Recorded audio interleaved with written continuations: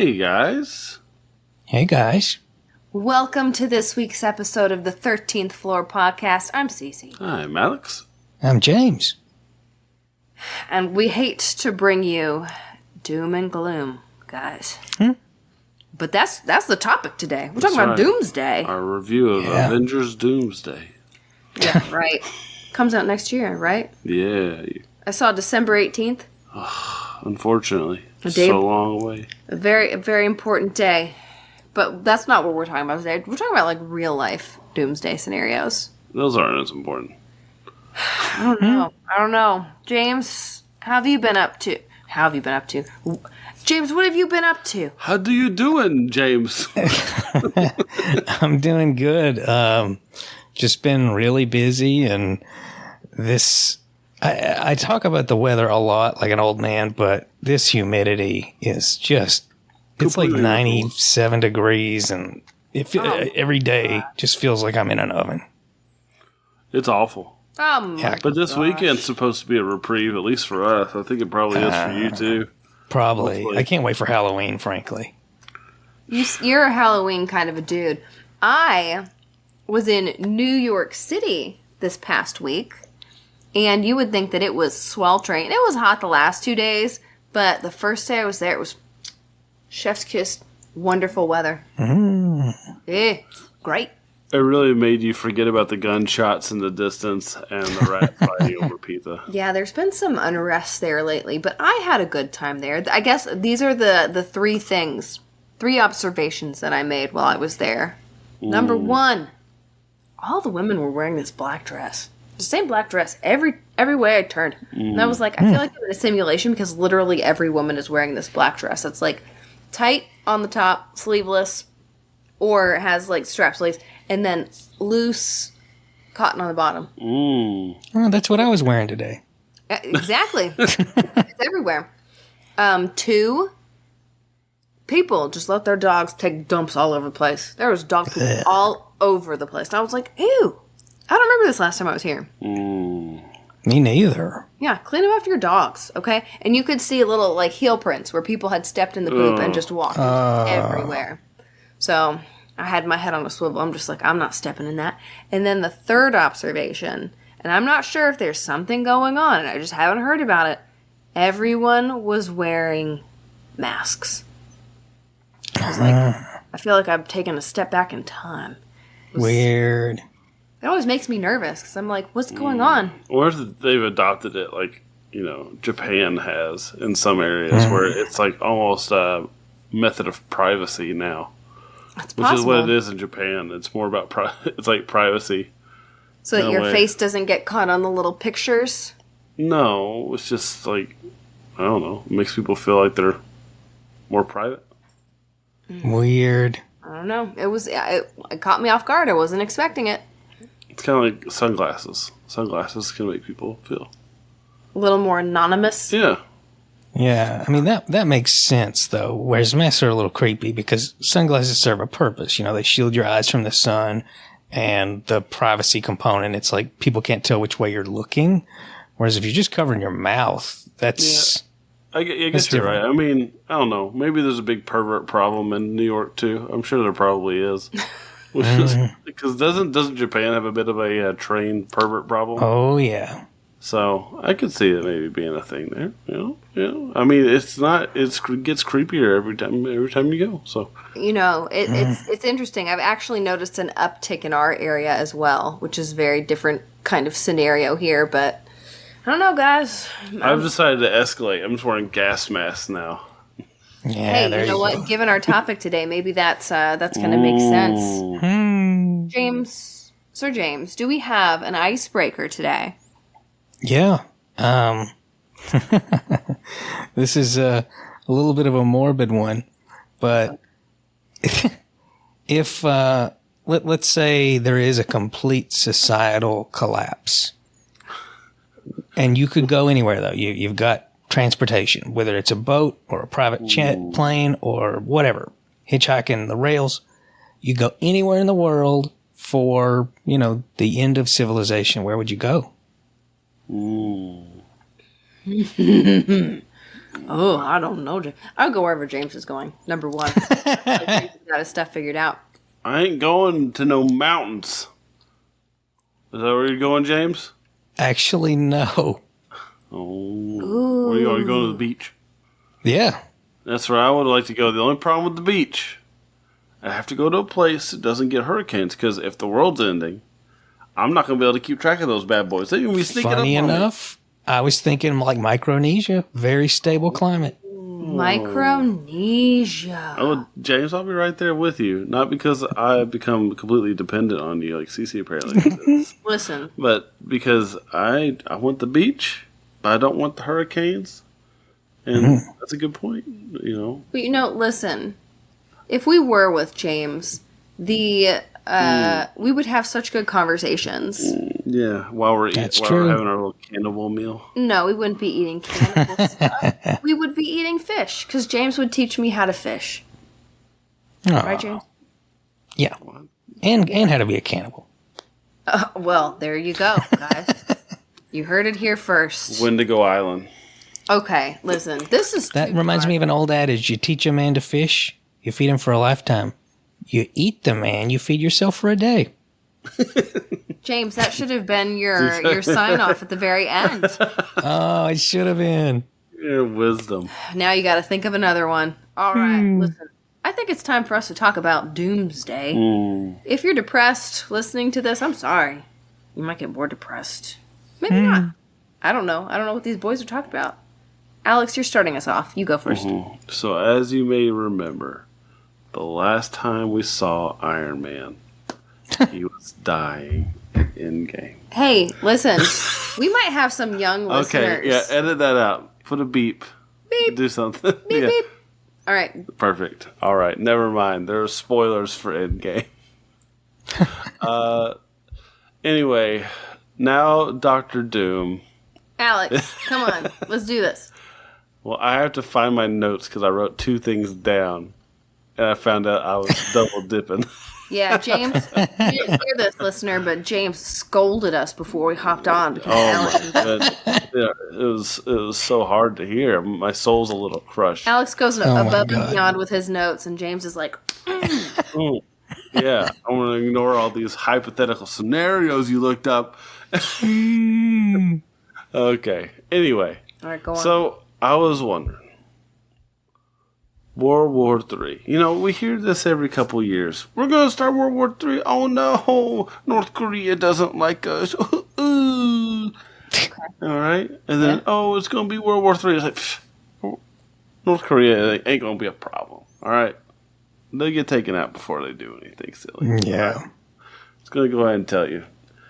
I've never once in my life been worried about North Korea. Yeah, Is that I know. something people actually worry about? Yeah, the news used to be freaking out about it during the President Trump's first term. Remember, people were. Oh yeah, and every time they do like a little missile launch, it would like fly 3 feet and then crash, and they'd be like, they're getting better. Especially during that transitionary period between Obama and then Trump, people were terrified of North Korea. Do you remember when they were at the Olympic Games and everyone was like, "No, I think I just remember him saying that he had sent somebody to the sun, and I was like." I can't. That was a parody. That wasn't actually them. That wasn't actually them. Someone made there was Team America World Police. It is not. That's the problem. Is it's not far fetched for them to make some ridiculous claim like that. Have you guys seen their propaganda films about America? I have not, but I've heard about them. And they're quite hilarious. I mean, it's literally like they'll show random footage of like Americans in the park. Like somebody will be feeding pigeons, and it's like, here are starving Americans trapping pigeons because they have nothing to eat. Like things like that. It's wild. Yeah, it's it's really interesting. But anyway, you don't have to worry about North Korea, and it's kind of hard to say what you have to worry about in the future because things are kind of changing somewhat quickly. But if there was going to be a World War III scenario, it would undoubtedly be between the U.S. and China. At least it would kick off that way.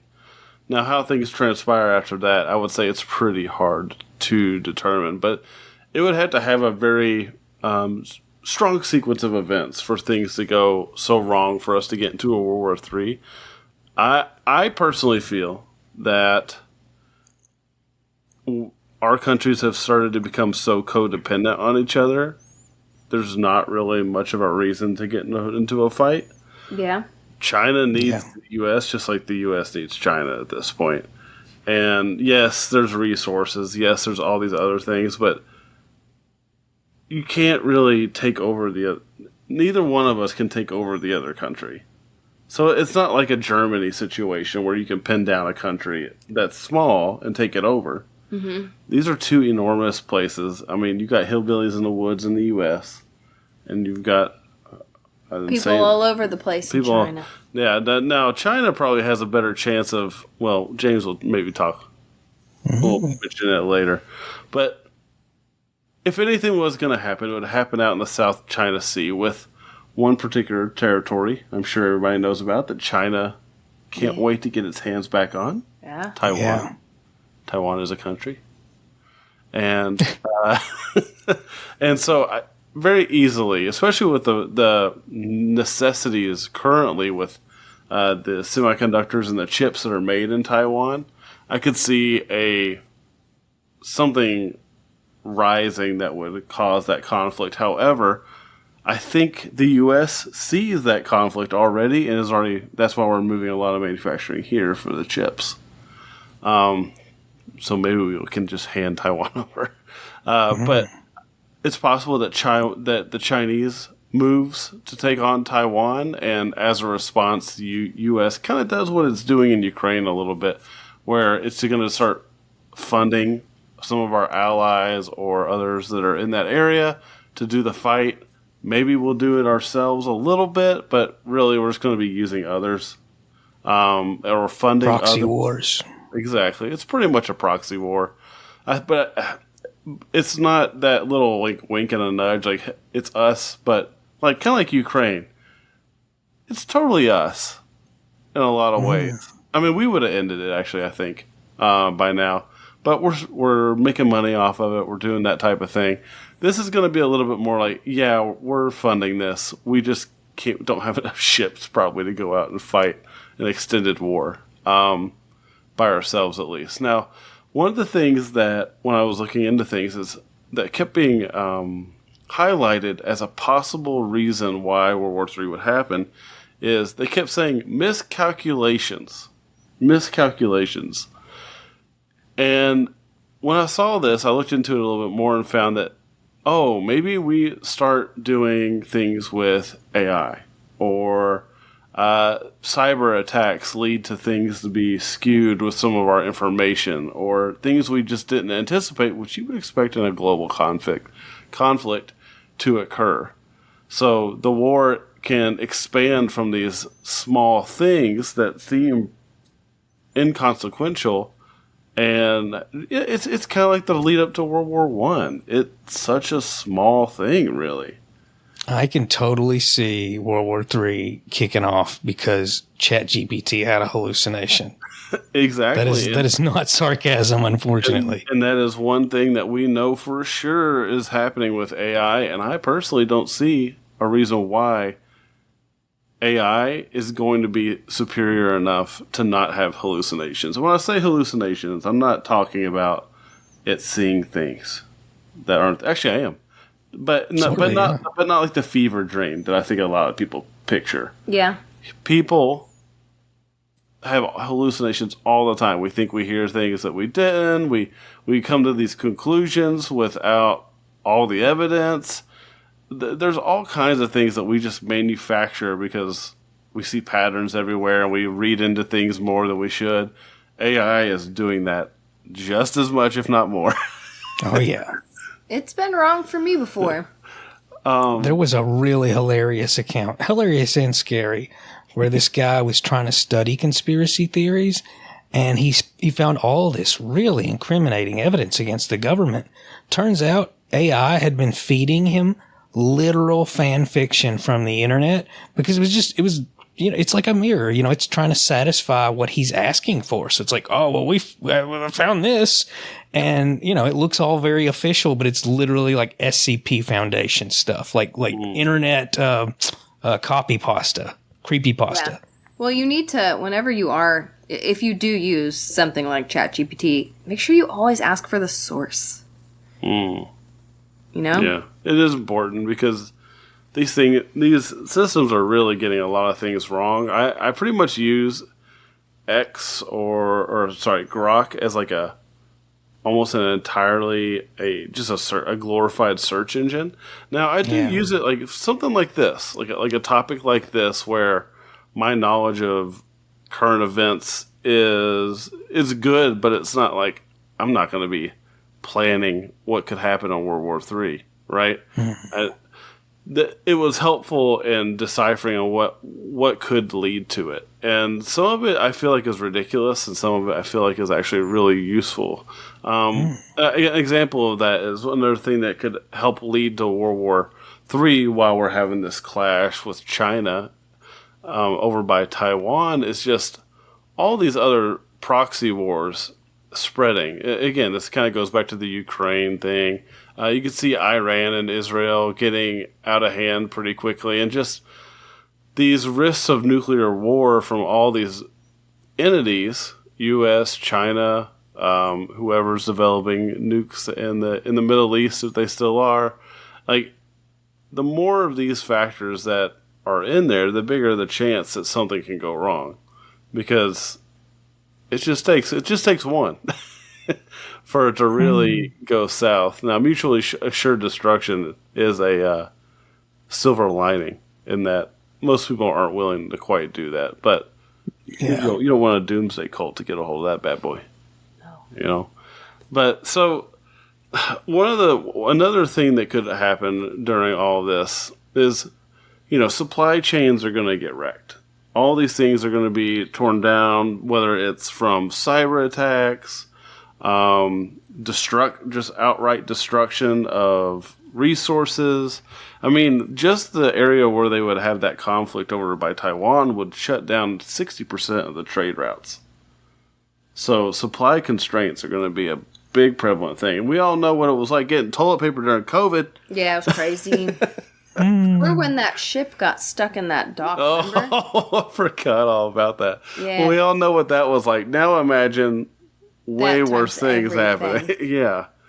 And so these things can really all build up, and especially in other parts of the country. Apparently, like, there's concerns over like areas in about the Nile River water rights and Arctic oil. Like, these are little things that could chip away at the integrity of certain areas and cause them to become hot spots for other things. It's just like a cascading effect. Now, one of the reasons that X thought would be, they said resource scarcity, but they also said climate stress, because they think climate change would exacerbate the resource competition. I don't buy that one bit, and I'm inclined to eventually do a topic where I just knock this thing out for 75% of people. If I'm being completely honest, I mean, there's been so many developments on the climate models that we've been using that I'd say within 5 years, it's going to be. Anyway, I'll leave that for another time. Yeah, just for later. Yeah, but it's prevalent here. I don't think climate change is going to be in effect. It's not going to hurt any of these countries in a way where they have to attack another for a resource. However, I think the biggest current problem would be cyber warfare and AI. I could very easily see a country like China or us using an AI to help with a cyber attack and it going way wrong. Yeah. Because we got too urgent, too greedy, and something could go wrong, and you could mess it up way more than you meant to. Yeah. I could very easily see this. Yes, there are a lot of constraints on AI, but when it comes to warfare, that stuff's going to get rushed. Yeah. Absolutely. China's hacking us. We got to get ours out now. And then next thing you've done is you've launched China's nuke at Russia by mistake. It will, something like that probably wouldn't happen because there's probably enough protocols to not launch a nuke by mistake. But as things become more and more interconnected, it does become more and more of a risk. I mean, all you need is a couple countries to do something stupid in terms of linking it to internet or to computers that can be manipulated. Somebody's already done it. Oh, yeah. And so you could really see the infrastructure of these governments or civilizations falling really quickly. And then the other thing, and the last thing, and this will probably go into you, James, is just the internal collapse of certain countries could really accelerate, or even maybe the opposite, cause it to end quickly. But I'll let James take on balkanization. But that's just some of the ways World War III could get started from. As of right now, at this point in history, it would probably start between the U.S. and China. But in my opinion, I don't think either country has any want or need to go to war with the other one. Resources are not that limited right now. And our population is going down. Yeah. So that risk of overpopulation just isn't there right now. Agreed. So it just doesn't make sense for any World War III to be started for any time in the near future to me. But James, what's your topic? I'm talking, as you said, balkanization, and just a little historical backdrop on all that. So back in the late 19th century, all the way up till 1912, there was a phenomenon called the Macedonian struggle. During this time, the Ottoman Empire was just a huge dominant force. And it's so bizarre to think about in hindsight because, they don't exist anymore. But for a very, very, very long period of time, they had an enormous amount of cultural and, I would say, geopolitical dominance. And the Ottoman Empire was just an absolute powerhouse for an absurdly lengthy period of time. But again, in the late 19th, early 20th century, part of their empire, which consisted of Greece and Bulgaria, they were at odds with each other. And the reason why they were at odds with each other was largely, I would say, semi-nationalistic. Like, the Greeks and the Bulgarians did not want to be ruled by the same people. They wanted to have autonomy. And all of this just kept exacerbating and escalating until finally, in 1912, the Balkan Wars started. There were two successive wars. And what really happened was Greece, Serbia, Montenegro, and Bulgaria said, we don't want to be part of the Ottoman Empire anymore. And they won. It was brutal. The Ottomans lost control of their European provinces. And then with the second war, Bulgaria fought against the previous four combatants because Bulgaria had kind of got the lion's share of territory. And as a result, you see this huge fracturing of the Ottoman Empire. And today, it's just Turkey, really. Like, that was the epicenter of the empire, and now that's all that's left. And it's certainly not imperial at this point. And the term has sort of become pejorative. It has a negative connotation. But as you mentioned, Alex, it doesn't necessarily have to be a negative phenomenon. We saw this in our lifetime with the dissolution of the USSR. There was this massive monolith, and now there's Russia and Finland and Estonia and Latvia and Lithuania and Poland and Czechoslovakia and so on. Like, all these other smaller nations that had a historical precedent are now independent. It's no longer part of this great big imperial existence. We see this regularly with Africa. I mean, the map seems to be redrawn about every 5 years or so, oftentimes because a very large country ends up getting broken apart because of civil differences. What was the most recent one, for example? I think Basutoland, if I remember right, in South Africa, that was, also in our lifetime. It's a common thing to happen when a large monolithic political entity that's comprised of multiple cultures and perspectives start to develop friction within. And I think a part of the reason I had that big pregnant pause there was I think you can kind of see where I'm going with the United States. It's very reasonable, I can't think of a better word than reasonable, to assume that this really, really, really big country with lots of different regions might not be able to sustain itself permanently. I mean, whenever I hear Europeans talk about America, there's a little bit of annoyance sometimes because they seem to assume that it's a cultural monolith. And that's not the case at all. You've got the South, the Midwest, the Southwest, the Pacific Northwest, New England. There's just all these different areas, and even those areas can be further split up. I mean, California alone, NorCal and SoCal are like different countries in some ways. Mm-hmm. They're very different from one another.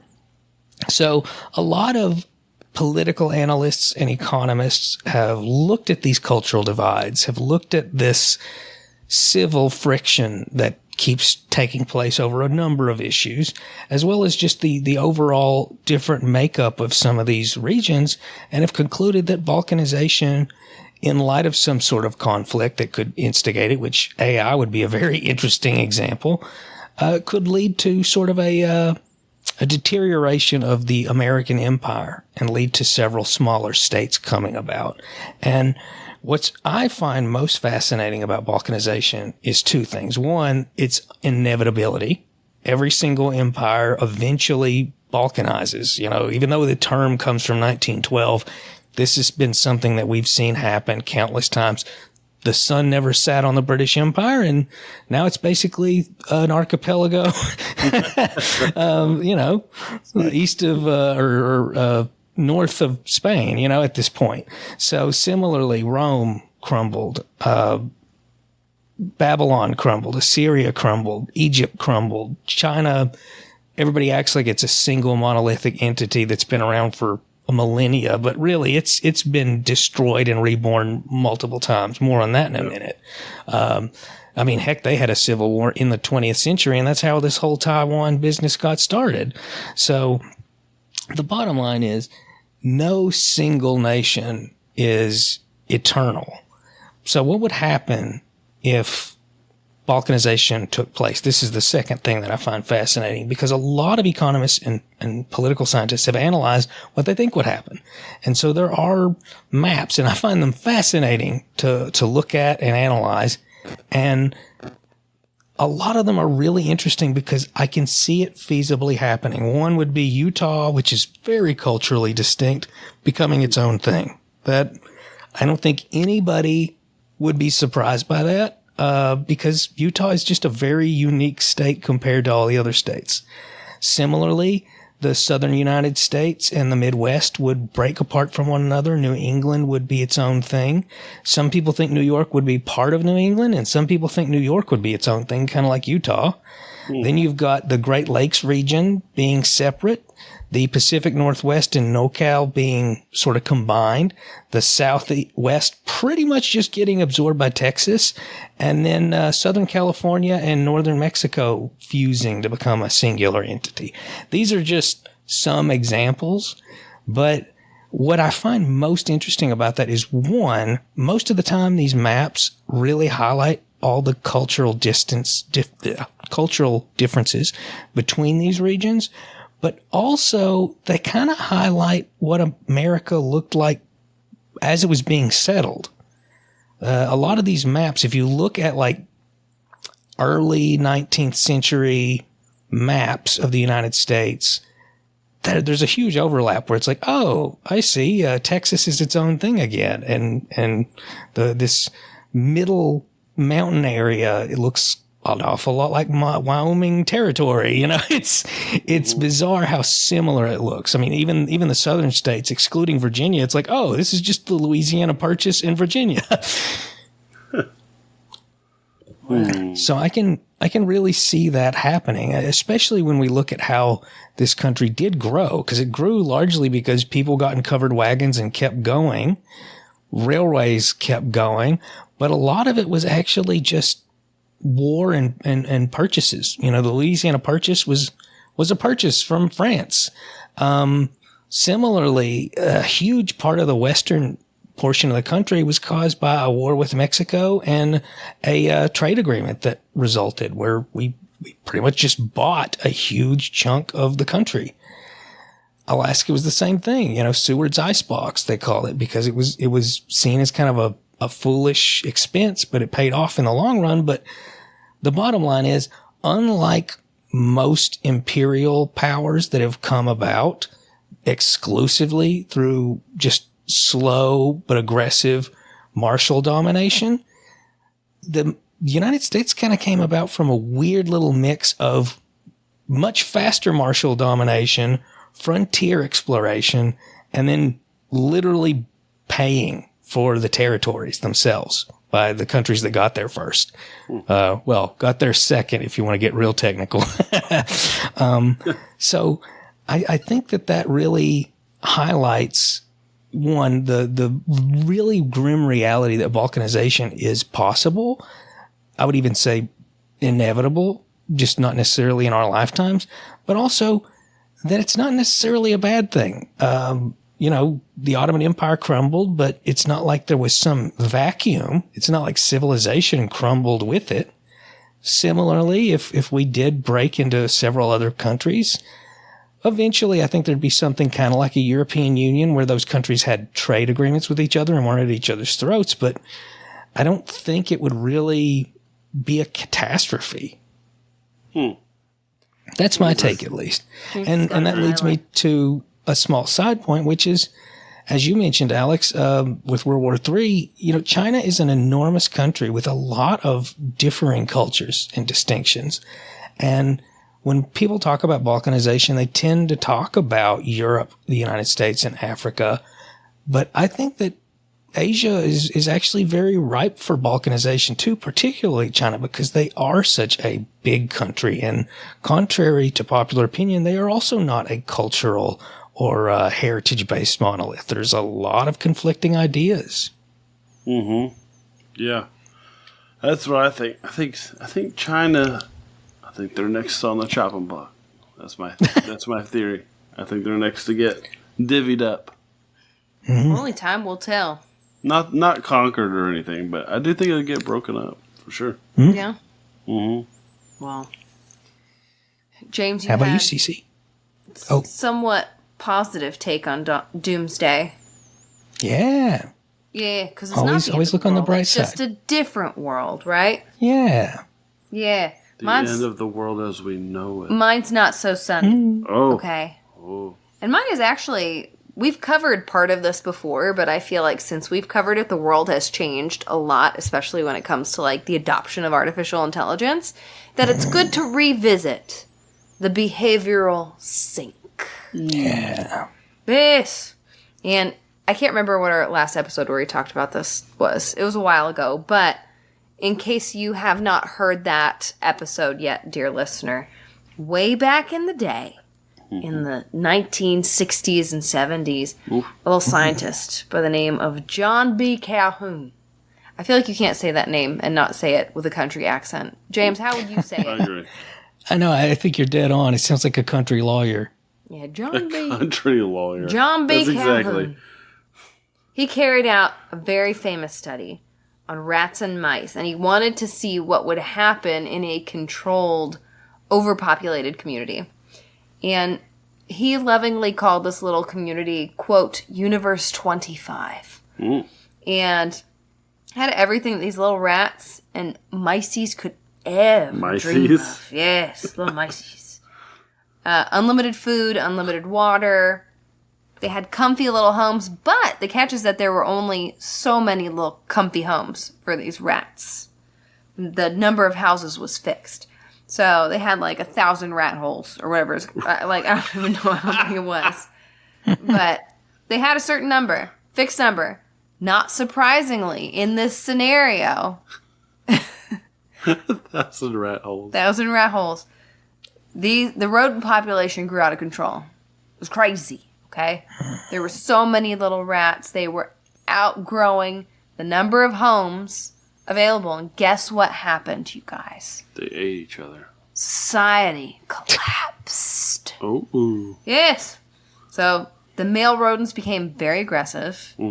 Or they were completely withdrawn. They called them the beautiful ones. The beautiful rats, the ones that were perfectly healthy. They're like, you know what? I'm not dealing with this. I'm just going to go sit back in my rat hole and hang out. Sit in my rat hole. Hey, I'm going to Netflix and chill. I'm just going to hang out. I don't have to be involved in all this chaos. So that's what they did. They completely withdrew from society. The girly rats, they were also very apathetic. They basically abandoned, or they killed and ate their little babies. Ooh. Yeah, it wasn't good. It was bad news bears. Tasty treat. The rats just did not give a fluff. They're like, this is awful. Yeah, apathy and violence just became really widespread. And what I think is probably the most disturbing is that mating and parenting behaviors just like, they just broke down completely. The boy rats just attacked the girls. Or there's Put their like kids on the iPad. Yeah, I don't need any of this. Who needs girls? I can just go sit in my rat hole and hang out. And then sometimes the boy rats even attack the boy rats. You know? Sometimes the boy rats attack the boy rats? Yeah, they got a little frisky with the boy rats. And the girls got frisky with the girl rats. It's free for all. It was bad news bears. Naturally, the birth rate just drastically declined, even though the need for food and water was completely fulfilled. Like, they had just about everything they needed, just not enough houses or whatever. Mama rats stopped caring for their babies, they stopped nesting, and then the surviving baby rats were poorly socialized. Because they're over here watching crazy Johnny Rat in the corner. Cocomelon. Trying to... I was almost going to say that. That's crazy. Listen, they had some bad examples for what you need to do in order to be a rat. There were no upstanding rat citizens in this scenario. No rat models. No, there were no rat models. So, like, after time, all of these rats became biologically capable of reproducing, but psychologically incapable. And once the knowledge and pattern behaviors needed for parenting and mating were gone, the population just couldn't recover, even when the conditions were stabilized. So, essentially, the erosion of fundamental behaviors led to societal collapse. Not because of external disaster, but because of internal breakdown. They were just like, ooh, we're done. We've got everything we want. Like, what more is there to live for, you know? We're not striving for anything. Yeah. Yes. And the thing that scares me most about this, because, like, honestly, before, James, you even said, hey, let's do a Doomsday episode, we can talk about the behavioral sink. You know, even before I was like, we've already done that. But then I was, like, thinking about it, and I'm like, I feel like there are more signs than there were when we last recorded, where it's like, this could potentially be something that's going on. Obviously not to this. Fully agree. Yeah, it's not the same, because there are not enough resources for some people. When it comes to food and water, like, there are people that are living without all of those things, and we're still seeing, you know, a collapse in society, in my opinion. But let's talk about the decline in birth rates and fertility. And I know that, like, in my personal life, I feel like I've mentioned it here before, Alex and I had fertility issues. We experienced recurrent miscarriage a couple of years ago. That is not uncommon. There's so many women that I know that have problems with this. So, you know, the fertility rates have declined. But we're seeing developed countries experiencing these plummeting fertility rates well below replacement level. Like, the fertility rate in America right now is not enough to replace the population down the line. Yeah, I think it's 1.2 or something. Yeah, it's madness. And people are opting out of having children. And if you're listening to this podcast and you decide, like, you know, personal decision, I do not want kids, I think that's good that you are so sure of yourself. And I think it is a very personal decision. But I also think that the reason that a lot of people go against, you know, wanting to have children is because of the resources, which makes sense to some degree. But also, I hear from a lot of people who say, I don't want to have kids because I don't need them. I can go do whatever I want, whatever I want. I can go and buy whatever I want, whatever I want. And I feel like there's this narrative that is pushed by society that having traditional family values is less desirable than having a career, you know? Or an extended childhood. Yeah. I think that's really the crux of the beautiful ones, is they were called that because normally male rats fight one another for females and they get scars, whereas the beautiful ones opted out entirely from that. And so that's why they didn't have scars. Yeah. I think that it's very interesting, and I see both sides of the coin, because this is very different, obviously, from what the experiment was, but we're still getting to the same result, you know? Yeah. I don't see that big of a difference other than the rats didn't have the internet. Well, that's part of the reason I think that we're seeing this. Another sign is growing epidemic of anxiety and loneliness, especially in cities. And I think that this is around for a number of different reasons, but one of the most obvious to me is everyone, addicted to their little digital worlds. TikTok and Instagram and Facebook, and I am 100% guilty of doom scrolling. Like, sometimes I will be lying in bed, I'm going to bed, and I'll read a little bit, and then I'll be like, I wonder what's happening, and then I'll find myself on Instagram, 30 minutes to an hour later, and I'm just like, what the hell has happened to my time? It's terrible. Yeah. It is. I doom scroll almost every night, and then I wonder why I have weird dreams. Yeah, it's awful. It's addicting, but when people have all this entertainment in front of them whenever they could possibly want this little handheld rectangle, why go out? Why spend time with other people? Mm-hmm. Everything is right there. I don't need anything. I don't need friends because I can get all the likes that I want online from strangers. And then you're comparing your life to the person next to you, even though social media is not real in most cases. I feel like there is a movement where some people are trying to be more real, but also at the same time it also feels very fake and just for grabs. Sometimes, but human apathy and digital escapism are definitely on the rise. I feel like there's no debate about that, right? Mm-hmm. Yeah. 100%. Yeah, and then AI. Let's throw in artificial intelligence, guys. My new digital side piece. Yeah, it's making things more dicey. There are men out there that are supposedly, and I know it's anecdotal, but proposing to artificial intelligence like that's a normal thing. Yeah. And there was I can't think of anything more narcissistic because that's literally just a mirror. You are a cockatiel looking at a mirror. Sorry, go for it. Oh, yeah. Well, there was a study that was carried out. I found it in a report from the Institute of Family Studies, but I think it was carried out by the Wheatley. Let me see, the Wheatley Foundation, the Wheatley Institute. I'm sorry, but they carried out a study and they asked people how do you interact with artificial intelligence, and they found that 26% of AI users report having sexual conversations with chatbots. 16% of so reported doing so weekly. Just so you know, any survey where there's a really stupid answer, it's almost always 25%. I know. When I saw that, I was like, true. all right. That's a great point. It's like the NPC number. It's 25. Any study that has an obvious correct or wrong answer, 25%. But here's the thing, okay? I know it's 25-ish percent, 26%. How many people do this but didn't want to say that they do it? I think that it happens more often than people are willing to admit, because most people know, okay, if I tell the world that I've been, getting jiggy with artificial intelligence, people are going to look at them crazy. Yeah, maybe. It depends on how private this was. I want to know the methodology. That's what I want to know. That's a good way to think about it, because you always have to think about it when you're looking at a study. Yeah. But along those same lines, you got people using ChatGPT for their personal therapist, which is a huge issue. Oh, that's a huge problem. Well, yeah, it's just feeding delusion to people. AI chatbots tend to be affirmational. And I was like, I'm curious about this. I want to know what ChatGPT would have to say about this. So I asked ChatGPT, are you affirmational? If I admitted to doing something wrong, would you tell me that I was wrong? Or would you say, oh, it's okay. And You're human. And this response was, why do you ask, Sissy? No. Its response was, quote, chatbots are deliberately affirmational. They are programmed to be emotionally supportive, positive, and non-judgmental at nearly all times.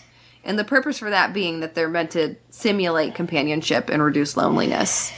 But people are going to ChatGPT and basically getting affirmed on all of these problems that they have. Like, oh, it's not your fault.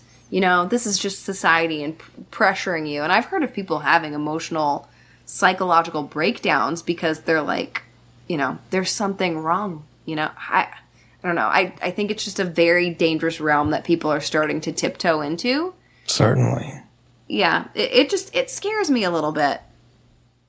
Yeah, I mean, before we had to worry about echo chambers, and now we have to literally worry about people using AI as a one-person echo chamber, which is significantly worse because there's, at least with echo chambers, there can be subtle differences of opinion, but when you're getting constant affirmation, there's nothing. I mean, it is purely your own ego being reflected back at you, telling you everything is good with what you are doing.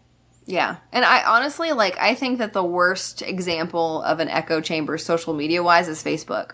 I don't think I've ever gotten on Facebook and seen people, disagree with one another when they say certain... Yeah, civilly. But on Instagram, I will see people have civil conversations. On X, I will see it. On Facebook, it is never. It's always, you're so right about whatever the case may be. Yeah. And even the simplest things can result in an absolute flame war. On Facebook, It's mind-blowing. Where it's like, you know, hey guys, should I burn down my house for insurance money? And then half the people are like, you shouldn't do that. And then the other half are just at war with the people who are saying you shouldn't. It's insane. Yeah. It's the most polarizing side ever. I don't go on Facebook too often for that very reason. But the last little thing that I'll mention when it comes to the behavioral thing is just how we live in a very over-medicated society. And I know that there are instances where medication for things like anxiety and anxiousness are warranted temporarily, but, you know, people will proudly post this handful of pills that they have like it's normal, and, you know, they're looking for other people to say, yeah, you know, that's great that you're doing these things, but coming from a family where, my mother abused substances, and I remember when I was a child, she would drive to doctor's office to doctor's office to doctor's office to get a new prescription for whatever it was that she wanted. And now I feel like it's almost handed out like candy. Like, oh, you're feeling sad. Instead of teaching people to cope with their emotions and how to speak to other people and how to operate in society, it's like, here's a pill for that. This will make you feel better. And it's not fixing anything. So I don't know. I think that just all of these things coming together within society it's very behavioral sync, in my opinion. People are getting everything that they need at the tip of their fingers and not exploring elsewhere. What do you think, Alex? We're hardwired for competition and for struggle. I think that's what the commonality between the mouse utopia and what we're experiencing now is there's nothing to strive for. You know, it kills me when I hear people sing John Lennon's Imagine, because that line, nothing to kill or die for, it's like, is that really a world worth living in where there's nothing to kill or die for at all? Yeah, it's... Yeah. Anyway, sorry, I think I spoke over. I think you were asking Alex. Oh, no. I just agreed with her. That's all. So you didn't speak over me. Yeah, I don't know. When you mentioned this topic, James, at first I was hesitant, but then I'm like, since we recorded last, I feel like society has changed a lot. Just over the past, the past 5 years. 3, yeah. It's crazy. Yeah. It's madness. Anyways, you guys, I hope that you enjoyed our conversation today, and that it wasn't all doom and gloom. Hopefully you've got a nice hobby out there. You know, if you need to detox from your media and your chat GPT, go and do it, you know. Go put your feet in the grass. Look at the sunshine.